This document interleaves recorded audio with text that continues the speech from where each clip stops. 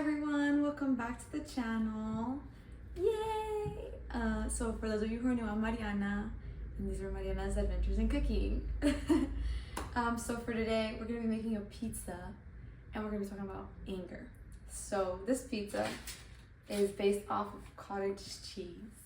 So if you don't want to have like carbs or anything like that, like this is your pizza. So let's try it out. So the ingredients you need are 1 cup of cottage cheese, Parmesan cheese, Italian seasoning, which I don't have. So I'm gonna use this everything seasoning. Pizza sauce, there's mozzarella, and then your ham or like pepperoni or salami or whatever it is you want to add on it, like of choice.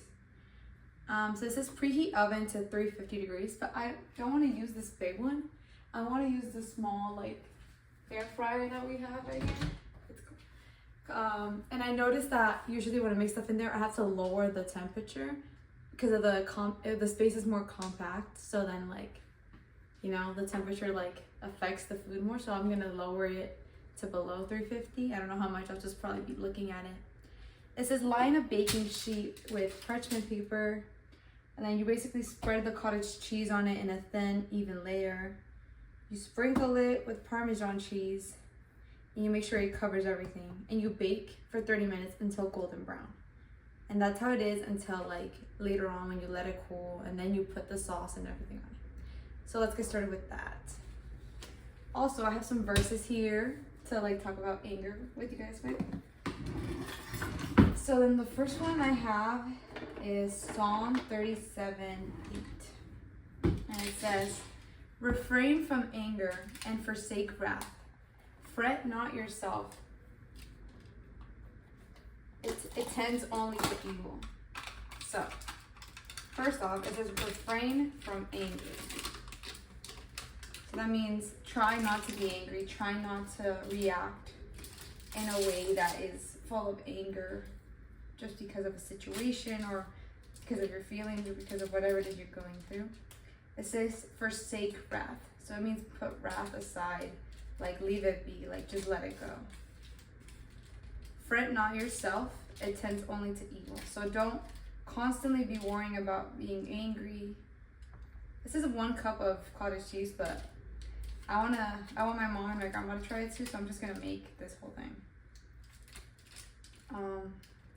It tends only to evil. So when you're constantly worried about being angry, you're constantly in that anger, you're only going to think about doing bad things or getting revenge or like just trying to remain in that situation that causes you distress, and like it kind of just messes with your emotions and the state of mind that you have. In Psalm 86:15 it says, But you, O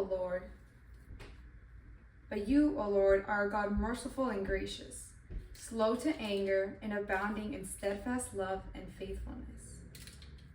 So as Christians or as believers, for those of you who aren't, and even for those of you who are, we try to reflect Jesus, and we try to do what he did. We try to do what he's called us to do. We try to be more and more like him. And it says that you, O Lord, are merciful and gracious and slow to anger. So if the Lord is slow to anger, we should try to do the same. We should try to also not be quick to be angry and just to react. It says that he is merciful and gracious. So we ourselves, instead of being angry, should be merciful to the people that are making us angry. We should be gracious to those who are testing our patience, testing our emotional control. You know? And it says he is abounding in steadfast love and faithfulness. So not only should you not just be quick to be angry at this person, but you should also love them and have faithfulness in the Lord, and just know that you should be faithful to who you are and not what other people are doing. I always say this, but what other people do defines them, and what you do defines you. So if they're constantly doing things, they're constantly putting you in situations that make you angry or that could incite this angry response from you, it's like that's what they're doing, and that defines them as someone who like takes people off or like likes to push buttons or likes to play with fire per se. But for you, it would be as someone who's patient, who's kind, who's loving above every situation, who's loving above every kind of situation that would bring anger or like make you question your own sanity. It would make you react in a way that is full of anger and wrath and just not love anymore. 3. Whoever is slow to anger has great understanding, but he who has a hasty temper exalts folly. So that's Proverbs 14:29. So it says, whoever is slow to anger has great understanding. It's saying this because people who are slow to be angry know that if they were to react in anger, they wouldn't be being true to their own feelings. Because when you react in anger, a lot of times you say things that you don't mean. People say things that they regret later on. They say things that literally can ruin families, that can ruin relationships. So that's why it says that those who are slow to anger have great understanding. Why? Because they understand that reacting in different ways or allowing people to manage your emotions or allowing situations to dictate how you feel isn't smart, because there are certain situations where you have to remain calm. You have to remain in control, but you can't do that if you're drawn by your emotions, if you're controlled by them, because you're supposed to control your emotions, not the other way around. Especially the emotion of anger, since it's disruptive and it can lead to violence. It can lead to like saying things that are harmful. Anger is a powerful, powerful emotion, and we should know how to effectively deal with it. We should know how to effectively process it in our mind and how to react with it so that we're not doing things that we would later regret. And it says, but he who has a hasty temper exalts folly. It's a constant theme in movies or situations in real life where the person that has anger issues reacts in different ways, and it ends up bringing embarrassment. It ends up bringing like disgrace. It ends up bringing shame even, because later on they regret what they did, and it says that it brings folly. It exalts folly. It exalts like going out of your way to like bring a situation to like basically stupidity, because a lot of times it's something that's very small and something that isn't a big deal, but because this person reacts in an angry way, it like literally escalates everything. And then when the truth comes to light as to why something was said or why something happened, they're now embarrassed because it was a total overreaction. That doesn't mean you shouldn't express your feelings, but there's a specific way to express your feelings, even if that is anger. Proverbs 15:1 says, a soft answer turns away wrath, but a harsh word stirs up anger. So not only is this for us to be able to like manage our own emotions, but if we can go out of our way to help other people not react in anger towards us, that's also something we should strive for, something we should try to do. I think this is good. And the seasoning now. If we can go out of our way to say something nice, or if we have something to say that we know could make someone angry, we can go out of our way to say it in a more discreet, or like not sugarcoat it, but a more delicate way. That way that person wouldn't necessarily react in explosive anger, but could be more restrained in their own emotions. Or sometimes we have to say things that we know people aren't going to like. But that doesn't mean we should say it straight up in an angry way or like in a defensive way because we think that they're going to react to it. We should say things in a more calm and collected manner, and that way us reacting in a soft way can even lead someone's anger to be withdrawn, or someone's anger to not even come out, because they see that you're calm and collected. They see that you're not basically just going crazy out of anger or like resentment or whatever it is that you're feeling. And so it could actually turn someone's anger away. But harsh words stir up anger. So as I said before, if you can stop or like help someone else not be led to that anger, you should do it. Because if you just straight up be harsh, or you just straight up be mean, or you just straight up like just tell them something hurtful, that even though it's true, it could end up hurting their feelings. It could stir up that anger, and they could react in like wrath and like violence, and just say things that they don't mean, or you might be put in a situation that's dangerous, or whatever it is. In Proverbs 22:24, it says, "Make no friendship with a man given to anger, nor go with a wrathful man."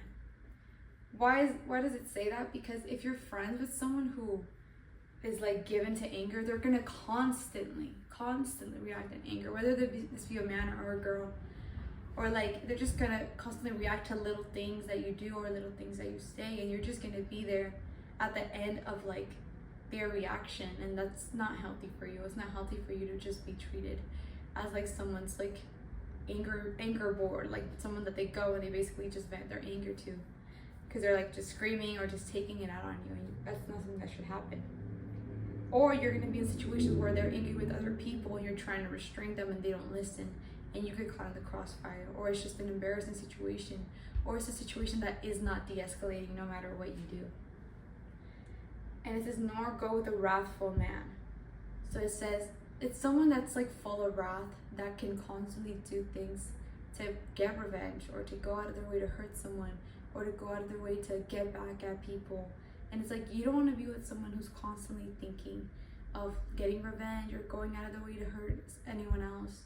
You want to be with people who are loving and kind and forgiving, and that they're living with that peace of mind, that they're not constantly set on getting back at people. They're constantly instead set on loving and forgiving, and trying to spread God, and trying to be that person that people can rely on, and trying to be that person that they themselves can trust in their own peace.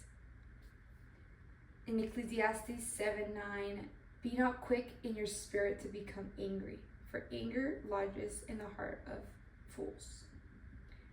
Ecclesiastes is just such a book of craziness. Like, it's so good. But it says, do not be quick in your spirit to become angry. So it's like, don't react quickly in your anger. Like, if something happens, don't just be like, like right away, like, you know? Like, just breathe. Think about what happened. Think about it rationally. And then react. Even if you are angry, don't react in a wrathful manner. Because it says, anger lodges in the heart of fools. Just like those, it's literally calling people that react in that quick anger because they have that anger in their heart, fools. Like, you're being foolish. Why? Because you're letting something, this emotion, control you. You're letting this emotion stay in your heart. You're not living in your freedom in the Lord. You're living in this resentment and this anger. I can say that because this used to be me. I used to have this resentment in my heart, and I didn't even know. And then sometimes things would happen, or sometimes things would be said that were normal, and I would snap at people, and I would react in this sudden anger. And even I would question myself. I'd be like, why am I mad? Why am I angry? Like, they didn't even do anything. And I would end up feeling sorry because I literally reacted in such a crazy way for no reason. And it wasn't until I gave everything to the Lord, until I was like, Lord, I don't want to have this resentment that I didn't even know I had. Like, Lord, please bring up in me the memories of things that hurt me, that are causing this anger, so that I can forgive, so that I can give them to you, so that I can let go and be free from this. And then once I was set free, like, it was just this peace. Now when things happen, I don't react in anger. I don't snap at people. Like, it's just this way of, like, you having control of your life and of your emotions and of everything that you're doing, and not let that control you instead. It's honestly beautiful what the Lord can do with us. In 2 Timothy 2:22, it says, "So flee youthful passions and pursue righteousness, faith, love, and peace, alongside with those who call on the love of the Lord from a pure heart." So it says, flee from youthful passions.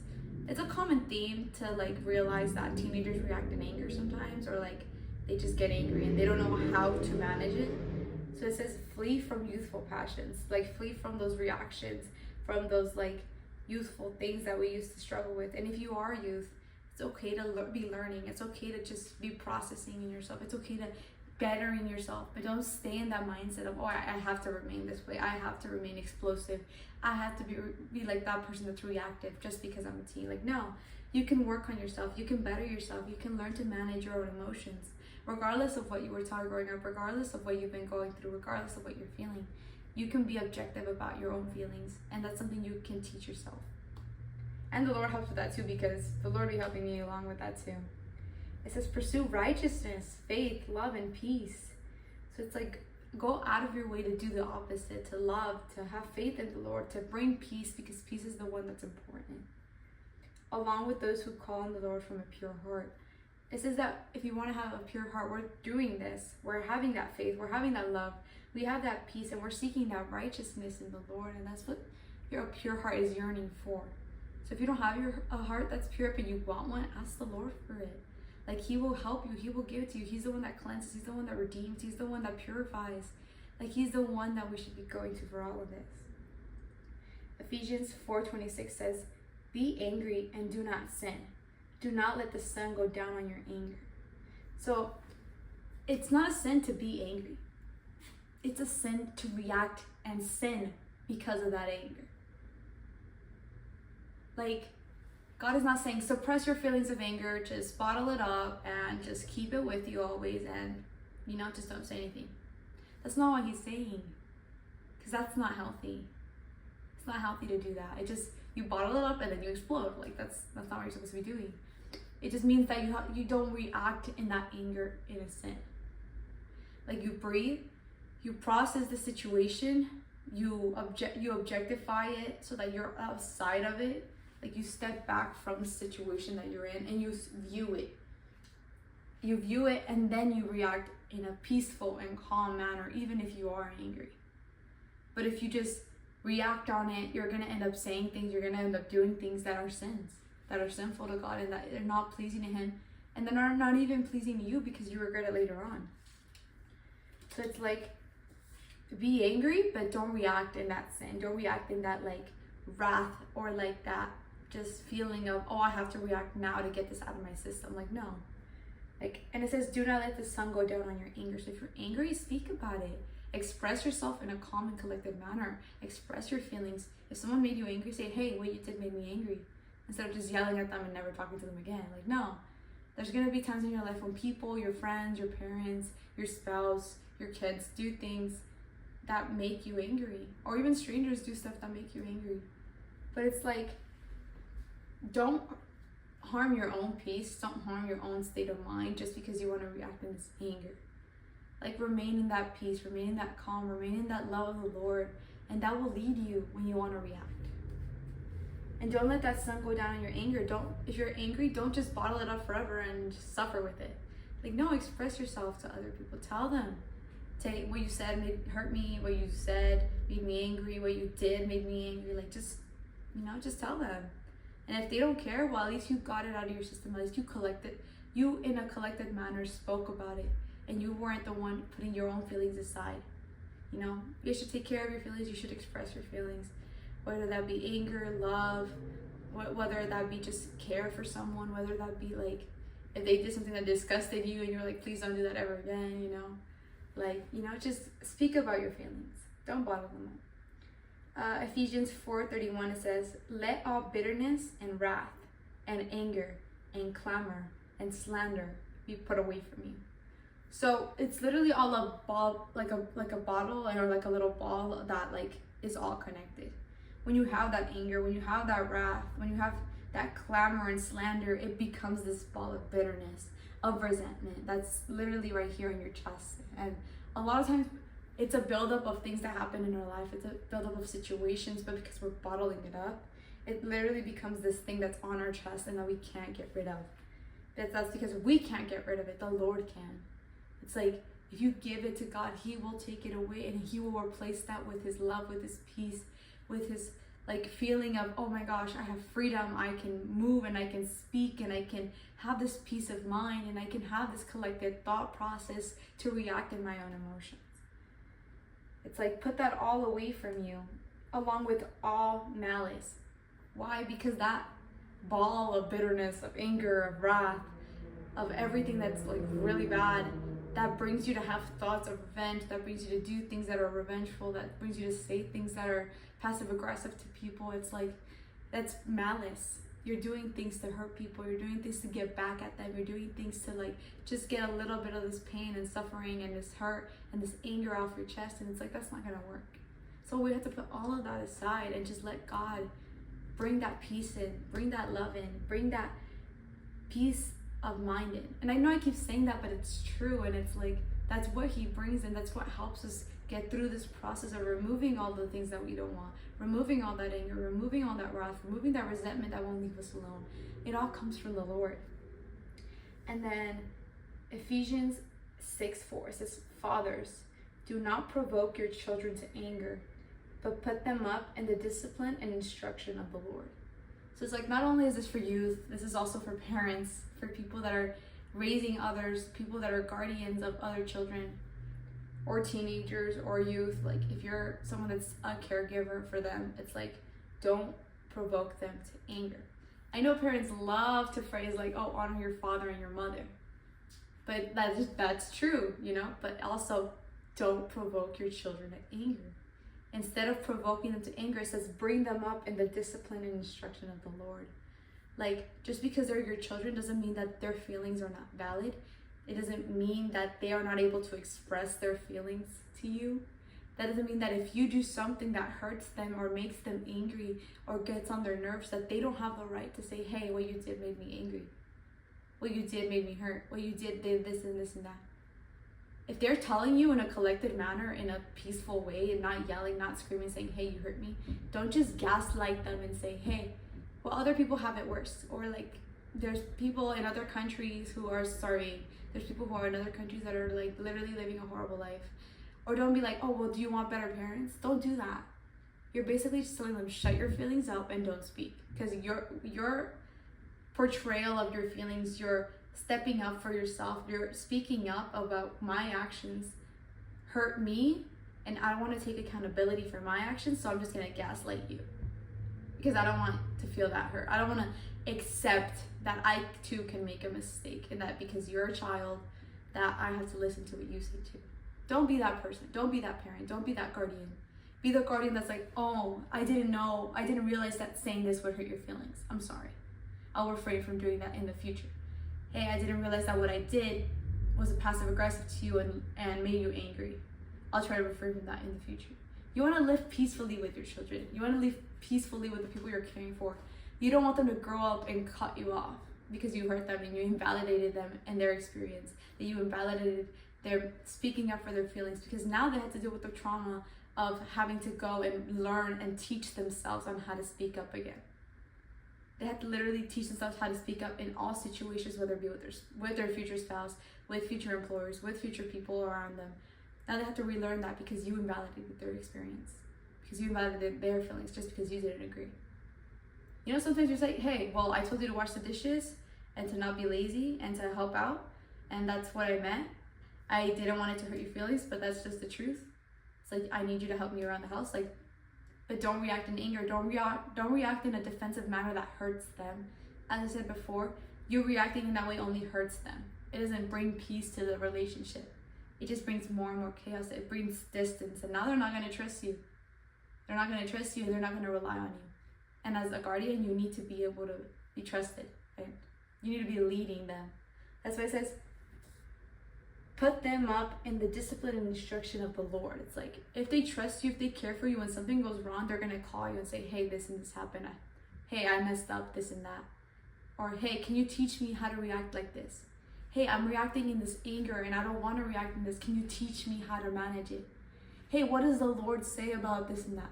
And then they're going to ask you questions, and you can now instruct them in the ways of the Lord and how to not be like the world and what the world teaches of, like, if someone hurts you, hurt them back. No. Teach them the way of the Lord. Teach them the way that they can live their life pleasing God. And because they trust you, they're going to look up to you and they're going to listen to what you say. So as for anger, I hope you guys all take that. And as for this, I'm going to put it in the air fryer for who knows how long. But I'll let you guys know what I end up setting it to, like the temperature and how long it takes. So it says to leave it until it's like golden brown. So I'm going to leave it until it's golden brown, because yeah. Hey everyone, so I just stopped it and this is what it looks like. So I'm gonna set it up so that you guys can see when I put the sauce and the cheese and everything on it. Okay, so this is the pizza sauce I'm gonna use. Same one from last time. And as for like the temperatures I use, at first I put it in there for like 320 for like 8 minutes. But then I put it up to 130 for like 10 minutes. And then I put it at 350. So 320, 330, and then 350 because I was like, yeah, this is taking forever. So this is all like golden brown, and this part of it isn't really like toasted yet that much. But I didn't want the other parts to burn. So yeah. And then I don't really like having too much sauce. So that's why I'm gonna spread the amount that I've used already.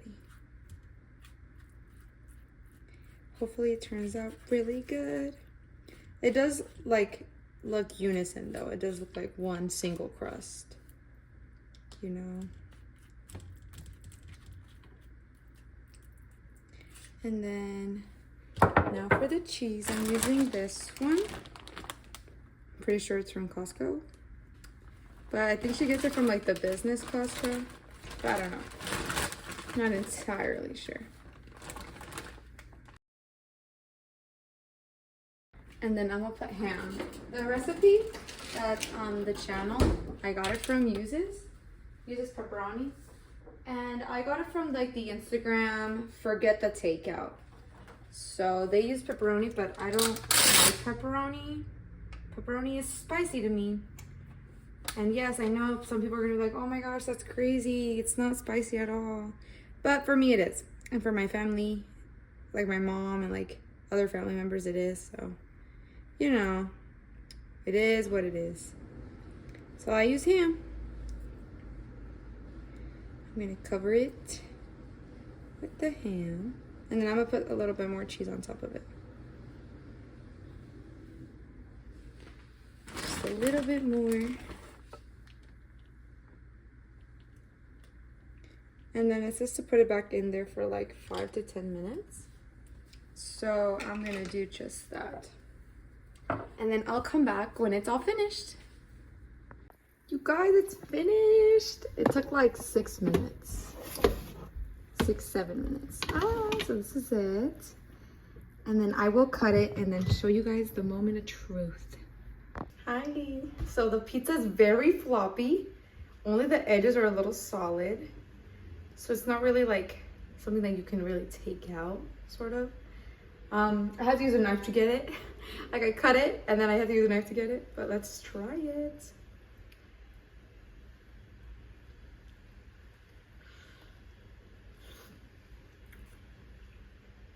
It's good. I prefer the one that has chicken base because it's more solid to grab. But this one's really good.